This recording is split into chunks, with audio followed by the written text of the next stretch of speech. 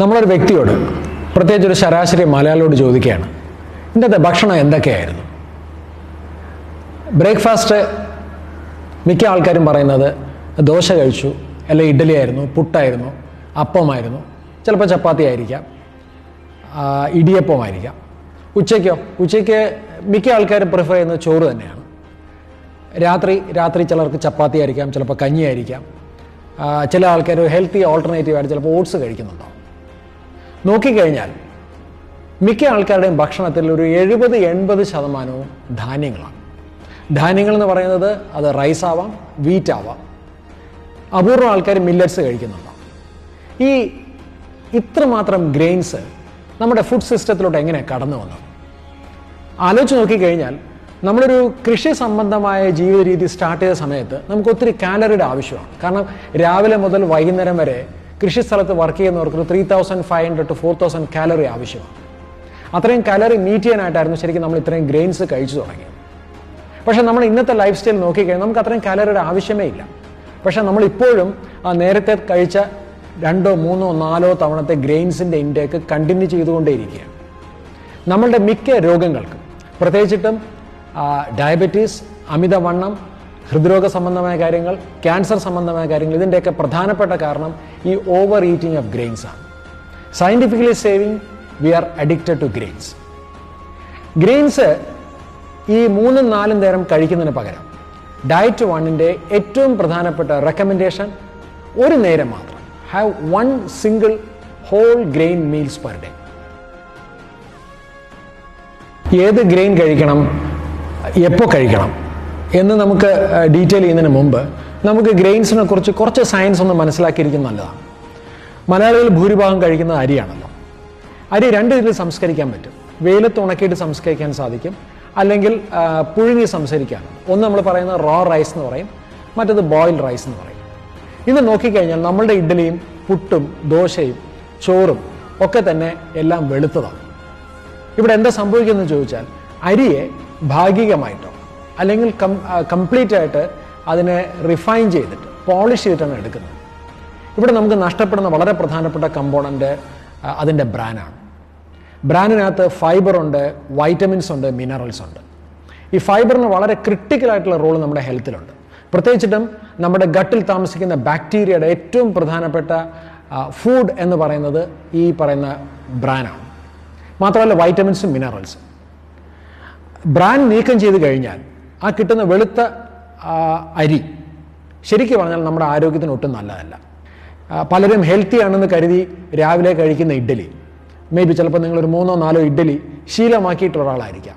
പക്ഷേ ഒരു ഇഡ്ഡലി, ഒരു medium size idli is equal to 3 to 4 tablespoon of sugar. എന്ന് പറഞ്ഞാൽ 3-4 ഇഡ്ഡലി കഴിച്ചാൽ അതിൻ്റെ അർത്ഥം നിങ്ങളൊരു 8-10 സ്പൂൺ ഷുഗർ കഴിക്കുന്നതിന് തുല്യമാണ്. കാരണം തവിട് കളഞ്ഞ അരി നമ്മുടെ ശരീരത്തിൽ ഉള്ളിൽ കടന്നാൽ, അത് ഇഡ്ഡലിയുടെ രൂപത്തിലായിരിക്കാം, ചോറിൻ്റെ രൂപത്തിലായിരിക്കാം, it immediately releases sugar into the blood. അപ്പോൾ എന്താ സംഭവിക്കുകയെന്ന് ചോദിച്ചാൽ, വളരെ പെട്ടെന്ന് തന്നെ ബ്ലഡ് ഷുഗർ ലെവൽ റൈസ് ചെയ്യും. ഇതിൻ്റെ സാങ്കേതികമായിട്ടുള്ള ഒരു വിലയിരുത്തൽ ഗ്ലൈസിമിക് ഇൻഡെക്സ് എന്ന് പറയും. ലളിതമായിട്ടുള്ള ഉദാഹരണം പറയാം. നിങ്ങളുടെ വീട്ടിൽ വിളക്ക് കത്തിക്കാനായിട്ട് വെളിച്ചെണ്ണയാണോ അല്ലെങ്കിൽ നല്ലെണ്ണയാണല്ലോ സാധാരണ ഉപയോഗിക്കാറ്. പകരം മണ്ണെണ്ണ ഉപയോഗിച്ചാൽ എങ്ങനെയുണ്ടാവും? ഇതേ അവസ്ഥയാണ് വെളുത്ത അരിക്കുള്ളത്. അതുകൊണ്ട് ആദ്യം തീരുമാനിക്കേണ്ടത്, നിങ്ങളുടെ വീട്ടിൽ നിന്ന് പൂർണ്ണമായിട്ടും ഈ റിഫൈൻഡ് ഗ്രെയിൻസ്, അതായത് ഇപ്പോൾ ചിലപ്പോൾ മട്ട അരി എന്ന് പറയുന്നതിന് പൂർണ്ണമായിട്ട് അങ്ങ് ഒഴിവാക്കുക. കംപ്ലീറ്റ് ആയിട്ട് ഹോൾ അൺപ്രോസസ്ഡ് ബ്രൗൺ റൈസിലോട്ട് ഷിഫ്റ്റ് ചെയ്യുക. അതാണ് ഒന്നാമത്തെ കാര്യം. ഇനി അടുത്ത കാര്യം, എപ്പോൾ അരി കഴിക്കണം എന്നുള്ളതാണ്. മിക്ക ആൾക്കാർക്കും ഒരു നിർബന്ധമായിട്ടുള്ളൊരു കാര്യമാണ് ഉച്ചയ്ക്ക് കുറച്ച് ചോറ് കഴിക്കണം എന്നുള്ളത്. Okay, fine. അങ്ങനെയാണെന്നുണ്ടെങ്കിൽ ഉച്ചയ്ക്ക് ഒരു നേരം തവിടോട് കൂടിയ അരിയുടെ ചോറ് വെച്ചിട്ടുള്ളൊരു ഭക്ഷണമാവാം. ഇനി അതല്ല എന്നുണ്ടെങ്കിൽ വേണമെങ്കിൽ U can have A healthy breakfast. അവിടെ എന്ത് ചെയ്യാം? തവിട് കളയാത്ത അരിയുടെ പലഹാരങ്ങൾ ഉണ്ടാക്കാം. മേ ബി ബ്രൗൺ കളറിലുള്ള പുട്ടായിരിക്കാം, അപ്പമായിരിക്കാം, അല്ലെങ്കിൽ തവിട് കളയാത്ത അരി കൊണ്ടുണ്ടാക്കുന്ന ദോശയായിരിക്കാം. ഇത്തരത്തിലുള്ള ഹോൾ ബ്രൗൺ ബ്രേസ്ഡ് ആയിട്ടുള്ള ബ്രേക്ക്ഫാസ്റ്റ് ആവാം, അല്ലെങ്കിൽ ലഞ്ച് ആവാം. കഴിവതും ഡിന്നറുകളിൽ പൂർണ്ണമായിട്ടും ഗ്രെയിൻസ് ഒഴിവാക്കുന്നത് വളരെ ഹെൽത്തി ആയിട്ടുള്ള ഒരു ഡയറ്ററി പാറ്റേൺ ആണ്.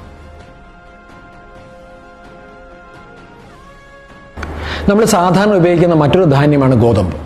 പ്രത്യേകിച്ചിട്ടും രാത്രികൾ ചപ്പാത്തി കഴിക്കുന്നത് വളരെ ആൾക്കാരെ സംബന്ധിച്ചൊരു ശീലമാണ്. ഗോതമ്പിൽ അടങ്ങിയിട്ടുള്ള വളരെ പ്രധാനപ്പെട്ട ഒരു പ്രോട്ടീൻ, ആണ് ഗ്ലൂട്ടൻ. ഇന്ന് ഗ്ലൂട്ടൻ നമ്മുടെ ശരീരത്തിന് വളരെയധികം ആരോഗ്യ പ്രശ്നങ്ങൾ ഉണ്ടാക്കുന്നുണ്ട് എന്നുള്ളത് സയൻറ്റിഫിക്കലി പ്രൂവണാണ്. ഒരു കാലത്ത് വരെ ഗ്ലൂട്ടൻ ഒരു സ്യൂഡോ സയൻസ് ആണെന്നോ ഹൈപ്പാണെന്നോ ഒരു ഫാഡാണെന്നോ പറഞ്ഞൊരു കാലഘട്ടം ഉണ്ടായിരുന്നു. But now it is proven that gluten is not good for our health. So we recommend കഴിവതും ബ്രൗൺ റൈസ് തന്നെയായിരിക്കും, അല്ലെങ്കിൽ ബ്രൗൺ റൈസ് ബേസ്ഡ് ആയിട്ടുള്ള ഒരു ഡയറ്റ് തന്നെയായിരിക്കും വളരെ നല്ലത്. ഇവിടെ തീർച്ചയായിട്ടും ഓർക്കാൻ പറ്റുന്ന ഒരു പ്രധാനപ്പെട്ട ഒരു കാര്യം, ഒരു കാലത്ത് മലയാളികൾ വളരെയധികം ഉപയോഗിച്ചുകൊണ്ടിരുന്ന ചെറുധാന്യങ്ങളുണ്ട്. ആ ഗ്രൂപ്പിനെ വിളിക്കുന്നത് മില്ലറ്റ്സ് എന്നാണ്. അതിൽ ഏറ്റവും കൂടുതൽ നമ്മൾ ഉപയോഗിച്ചുകൊണ്ടിരുന്നത് റാഗി, തിന, ചാമ തുടങ്ങിയിട്ടുള്ളായിരുന്നു. വളരെ വളരെ ഹെൽത്തി ആയിട്ടുള്ള ഒരു ഗ്രെയിൻ ഗ്രൂപ്പാണ് മില്ലറ്റ്സ്. ഞാൻ എൻ്റെ ഡയറ്റിൽ പേഴ്സണലി വളരെയധികം മില്ലറ്റ്സുകൾ ഉപയോഗിക്കാറുണ്ട്. റാഗി ഉപയോഗിക്കാം, തിന ഉപയോഗിക്കാം, ചാമ ഉപയോഗിക്കാം. അത് കഞ്ഞിയായിട്ട് അല്ലെങ്കിൽ പലഹാരങ്ങളിലൊക്കെ തന്നെ മില്ലറ്റ്സ് ഉപയോഗിക്കാൻ സാധിക്കും. So the key thing is that you can have only 1 whole grain meal per day. So diet 1ൻ്റെ വളരെ പ്രധാനപ്പെട്ട ഒരു കമ്പോണൻ്റാണ് നമ്മളിപ്പോൾ എക്സ്പ്ലെയിൻ ചെയ്തത്. That is 1 whole grain meal per day. ദിവസം ഒരു നേരം മാത്രം ധാന്യങ്ങൾ കഴിക്കുക. നിങ്ങളിപ്പോൾ ഒരു 3G ഡയറ്റിലാണ്, എന്ന് പറഞ്ഞാൽ 3 grain ഡയറ്റിലാണ്.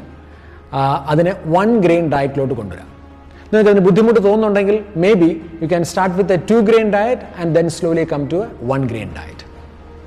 സോ ഡയറ്റ് 1ൻ്റെ പ്രധാനപ്പെട്ട കമ്പോണൻസ് ഇതൊക്കെയാണ്: 1 whole grain meal per day, 1 salad meal per day, 1 juice per day, 1 soup or smoothie per day, 1 handful of sprouts per day, 1 handful of nuts or seeds per day, 1 serving of good fat, അതായത് coconut oil or ghee per day, and 1 liter of pure clean drinking water for every 25 kg of body weight. So diet 1ൻ്റെ ഒരു component നമ്മൾ മനസ്സിലാക്കി. മറ്റ് കമ്പോണൻറ്റുകൾ മനസ്സിലാക്കുന്നതോടെ തന്നെ നിങ്ങളുടെ whole healthy ആയിട്ടുള്ള ഒരു മീൽ പ്ലാൻ എന്താണെന്ന് നിങ്ങൾക്ക് വളരെ ക്ലിയർ ആയിട്ട് മനസ്സിലാവുന്നുണ്ടാവും. So stay tuned.